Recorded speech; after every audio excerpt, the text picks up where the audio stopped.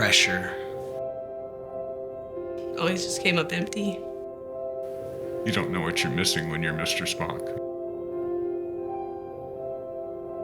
It was like the ratcheting of a ratchet strap. It just slowly got tighter and tighter and tighter over time. It felt really like unsatisfying. It was kind of always like chasing after the wind. I was kind of like a Star Trek Mr. Spock. I was real left brain and didn't have much right brain development as far as I knew a lot about the soul and the mind, the will and the emotion, but not too much about my relationships. It was people pleasing. It was always wanting other people to like me, trying to make sure that I was presenting myself in a way that was pleasing to others, and the tension just kept getting tighter. I wasn't like trying to seek out the things of God. Like people had told me, like I'd heard the gospel, but it kind of fell on like deaf ears. And it was early in my prison ministry, and I'd been preparing great sermons, and all of a sudden I look around and the inmates, they're playing dominoes, they're playing cards, they're talking to each other, they're yawning. And this big, massive man starts walking up toward me. He had holes in his shirt, he had a shaved head, he had a big swastika. In a real timid, almost very small voice, he says, "I think you love us."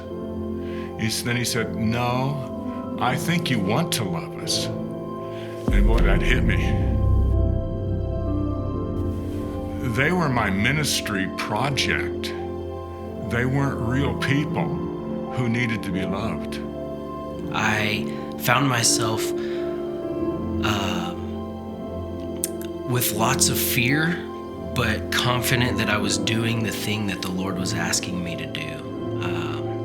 Going in and telling the world around me that I'm no longer gonna do things the way that I was doing them before, and that I'm gonna transition into a new way of life. Had a lot of fear because of the people-pleasing aspect.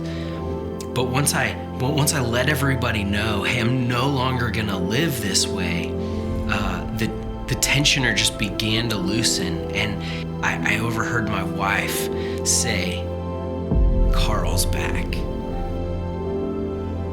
So I would say I made an idol of like my appearance. And so I was like, oh, like I'll just go to church and like post a cute selfie afterwards and then get affirmed for that. And so that was my true intention on why I decided to go to church that day. And I had heard the gospel, and that time it was like the scales like fell from my eyes, and I was just like sobbing uncontrollably, and I was like, what's happening to me? And then I began to realize like God just had mercy on me. I didn't really have the capacity to love like I needed to. And so he changed me, he transformed me. And now when I see them into the plexiglass and I sign in, and they used to just go about their business, and now they've come up and I go through there, they hug me, and I'm hugging people trying to get to the front where the microphone is, and they're just all over me. I used to be fearful and people-pleasing, but now I'm free to be the man I should be. I used to be an idolater, but now I am a worshiper of the true God. I used to be a Mr. Spock, a Star Trek Mr. Spock, and now I'm relational.